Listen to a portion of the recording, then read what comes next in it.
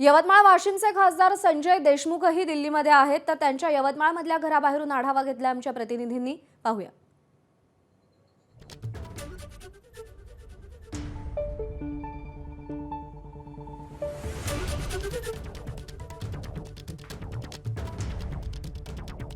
शिवसेना उद्धव ठाकरे गटाचे 6 खासदार जे आहेत ते दिल्लीला गेल्याचे बोलल्या जात आहेत. त्यामध्ये जर पाहिलं तर यवतमाळ वाशिम लोकसभा मतदारसंघाचे खासदार संजय देशमुख हे सुद्धा दिल्लीत असल्याची चर्चा आता समोर येत आहेत, माहिती समोर येत आहे. आपण आहोत यवतमाळ जिल्ह्यातील दिग्रस तालुक्याचे ज्या मतदारसंघाचे ते प्रतिनिधित्व करतात त्या ठिकाणी चिंचोली यांच्या निवासस्थानी आहोत. आणि या ठिकाणी जर पाहिलं तर मोठा राबता जो आहे तो कार्यकर्त्यांचा, पदाधिकाऱ्यांचा या ठिकाणी राहत असतो. पण मात्र आज या ठिकाणी पूर्णतः शुकशुकाट असल्याचं आपल्याला पाहावयास मिळत आहे.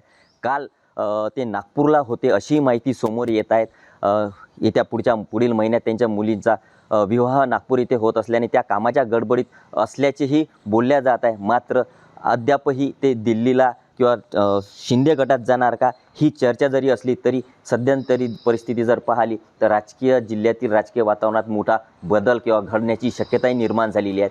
मात्र या घटनेमुळे एकंदरीत जिल्ह्याच्या राजकारणात मोठी खळबळ उडाली आहे. निलेश फाळके, ABP माझा, यवतमाळ.